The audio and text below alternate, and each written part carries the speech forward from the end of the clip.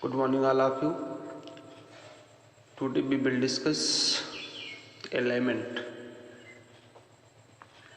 You had known about the lesson, about the poem. P.B. Shelley was a pessimistic poet. Pessimistic मतलब निराशावादी poet.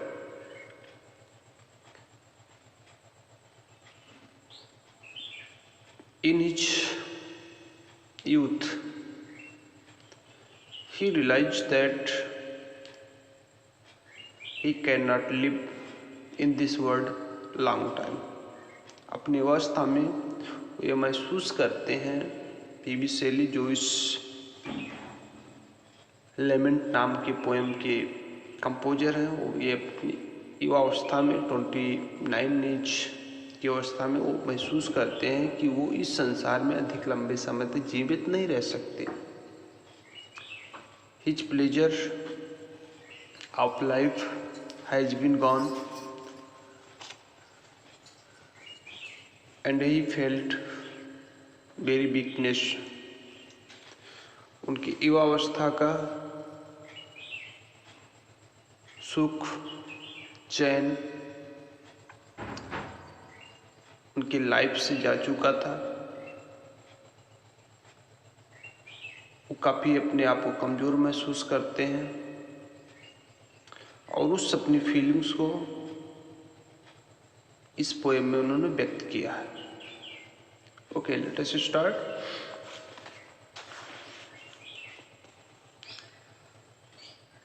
O world, O life, O time, on whose last steps I climb, trembling at that where I had stood before.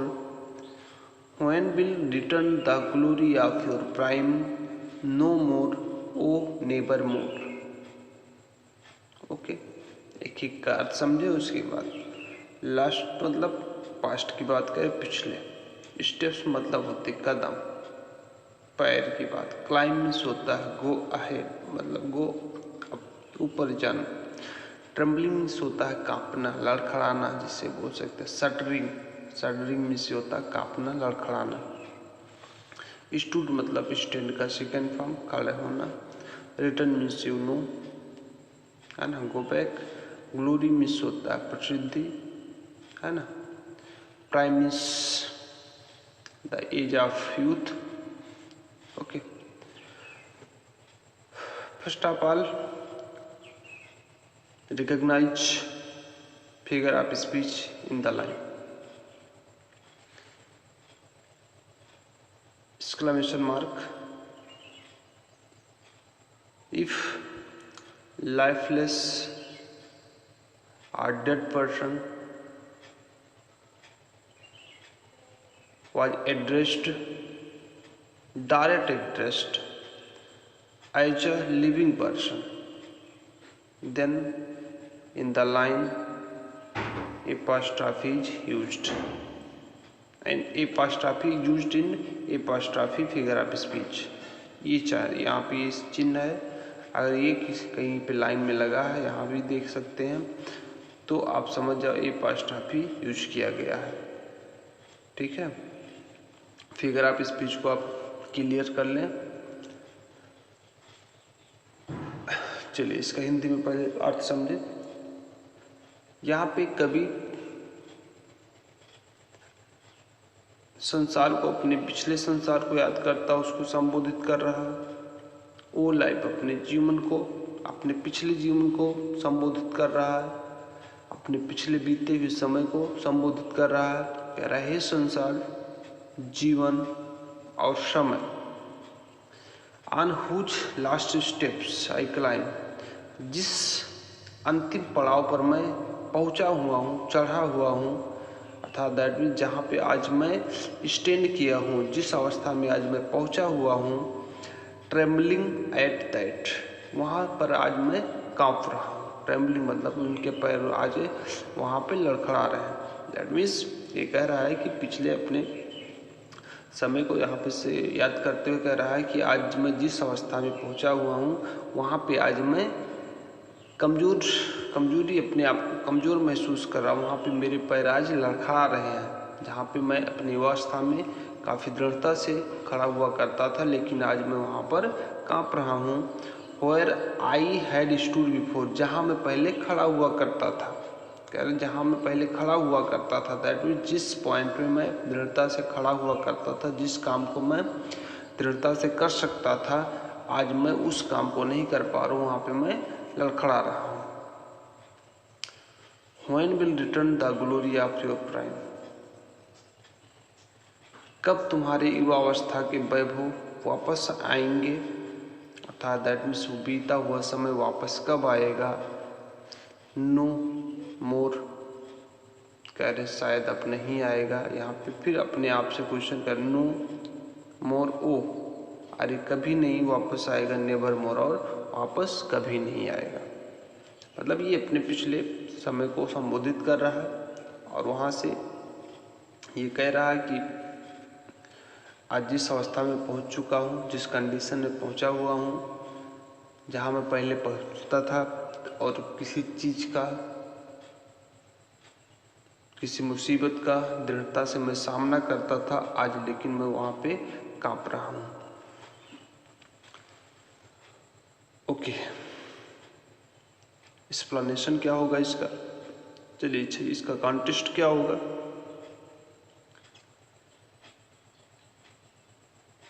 In these lines the poet express about his sadness,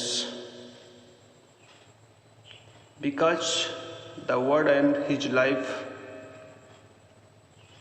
have become meaningful to the poet, meaningless to the poet, क्योंकि आज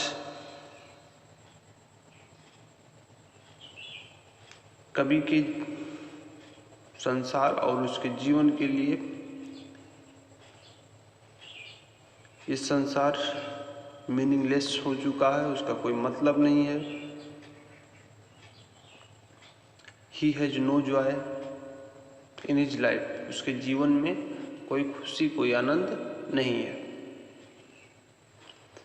explanation, कभी संसार को, जीवन को और समय को संबोधित करता है। The poet addresses the world, life and time of his past age.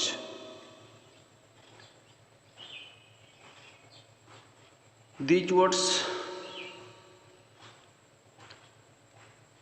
express the pain of his heart. ये शब्द जो है उसके हृदय के दर्द को व्यक्त करते हैं। The word has turned into charmless to the poet. ये संसार कवि के लिए चार्मलेस हो चुका है, अगली हो चुका है। It was beautiful when he was young. यह सुंदर था जब वो यंग था। ये संसार उसके लिए सुंदर लगता था जब वो यंग था, जब वो युवावस्था में था। His life also has no charm to him. उसका जीवन उसके लिए भी आकर्षण विहीन हो चुका था। It is so because, ऐसा इसलिए because he felt that he is at the last stage of his life, क्योंकि वो महसूस करता है कि वो अपने जीवन के अंतिम पड़ाव में है। At this stage one has no joy of life, और इस अवस्था में किसी के पास जीवन का कोई आनंद नहीं होता है। And he says that the time of his youth has also changed. कहता है कि उसकी युवावस्था का समय भी चेंज हो गया है। The world is always changing, और उसका संसार भी हमेशा से चेंज होता है। यहाँ पे कह रहे that world is always changing, और ये संसार उसके लिए हमेशा चेंज हो रहा है। Due to his old age, due to his bigness, he has lost the power of his duty. वो अपने कर्तव्य की शक्ति को खो चुका है। And in the young age his feet trembling at that point where he had stood before, where he faced difficulties in past time, जहाँ पर वो पास्ट टाइम के मुश्किलों का दृढ़ता से सामना करता था। ही स्टूड फर्मली, वह दृढ़ता से वहां पे खड़ा हुआ करता था। But today he was trembling with weakness, क्योंकि आज वो कमजोरी से जो है कांप रहा है। And he realise that the period of his fames, his honours will never come again in his life, कि उसकी प्रसिद्धि का, उसके सम्मान का समय वापस उसके जीवन में कभी नहीं आएगा। Out of the day and night a joy has taken flight, fresh spring and summer and winter hoar move my faint heart with grief but with delight, no more oh never more. Hindi meaning समझे। Out of the day and night a joy has taken flight. Flight means होता है गो। अभी दिन और रात के बीच में से एक खुशी, जो दिन और रात के बीच में उसके पास जो खुशी हुआ करती थी, दिन के समय जो, रात के समय जो उसके जो युवावस्था में आनंद हुआ करता था, आज क्या हो गया है? हैज टेकन फ्लाइट, निकल कर जा चुका, उड़कर जा चुका है। फ्रेश स्प्रिंग, जो नेचर में, जो प्रकृति में ताजी बसंत की बात कर रहा है। एंड समर, और गर्मी। एंड विंटर हार, कह रहे ताजा बसंत, गर्मी और सर्द के तुषार, और मीन्स होता तुषार, ओला जिसे बोल सकते हो। Move my faint heart with grief, दुख के साथ मेरे मुरझाए हुए हृदय को क्या करते हैं? विचलित करते हैं। मतलब कि ये जब स्प्रिंग आता, बसंत ऋतु आता है, तो व्यक्ति उस चीज़ को जो फील करता है, उस चीज़ को रियलाइज करता है, तो वो काफ़ी आनंदमय हो जाता है। बट आज ये जब मौसम आ रहा, तो उसके दुख के साथ उसके हृदय को, उसके मुरझाए हुए हृदय को आज क्या कर रहे हैं? सब विचलित कर रहे हैं। बट विथ डिलाइट, लेकिन वो प्रसन्नता उसे नहीं दे रहे, लेकिन वो आनंद उसे नहीं दे रहे। डिलाइट मीन्स यहाँ पे हैप्पीनेस, लेकिन but he did not feel happiness, लेकिन वो जो है हैप्पीनेस, वो प्रसन्नता आज इन सब चीज़ों को देखकर उसको नहीं मिल रही है। यहाँ पे बट विथ का मतलब होगा ना तो, ठीक है। नो मोर, शायद ये कभी नहीं देंगे। नेवर मोर, शायद ये वो आनंद कभी उसको नहीं मिलेगा। ओके, चलिए इसका मीनिंग समझे। कह रहे दिन और रात के समय में से किसी भी समय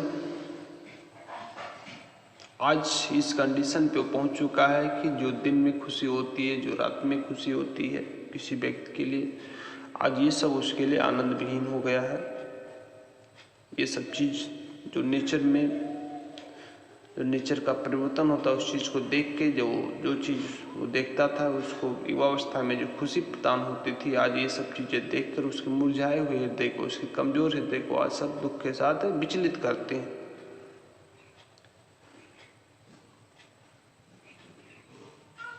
The poet has no joy at all. In this line, the poet expresses his agony, his pain, and he says that he has no joy at all, कुल मिला के उसके पास कोई प्रसन्नता, कोई खुशी नहीं है। These are the useless for him, ये सभी उसके लिए आज बेकार है। क्या क्या बेकार उसके लिए? The freshness of spring, the safe summer and the winter roar of the nature, प्रकृति का शरद तुषार, गर्मी और ताजी बसंत आज सब उसके लिए बेकार है।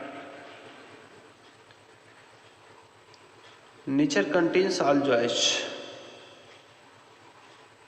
नेचर जो हर प्रकार के जॉय को रखता है, समाहित किया हुआ है, लेकिन आज इस अवस्था में उसके लिए सब क्या है?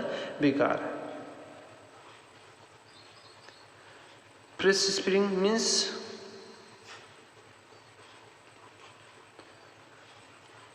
The time of spring of nature,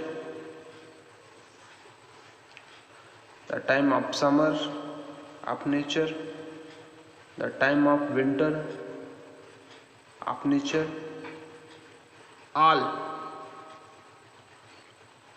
move his hearts with grief, ये सभी आज उसके हृदय को क्या कर रहे हैं? विचलित कर रहे हैं।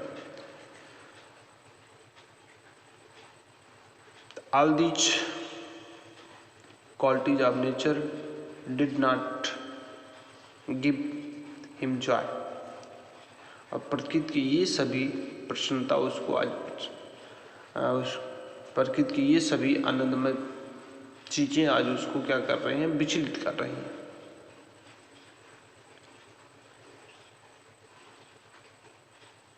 During the winter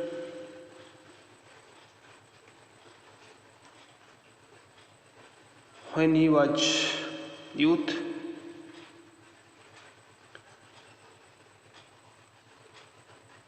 the winter's time attracted him, but in this time move his heart grief, लेकिन इस समय जो है क्या कर रहे हैं? उसके हृदय को विचलित कर रहा है।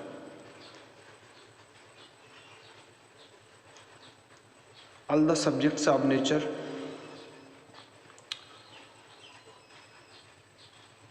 provides the poet happiness in the past, ये प्रकृति की जितने भी चीजें हैं पास्ट में प्रकृति को हैप्पीनेस देते थे, प्रसन्नता देते थे, खुशी देते थे, but in this time all these objects, all these subjects of nature provides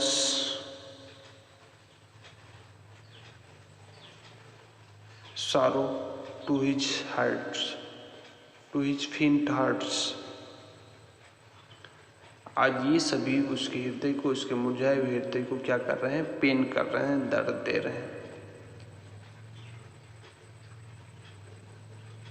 He feels और महसूस करता है he shall have no more in life, कि उसके पास अब जीवन नहीं होगा। The poet lacks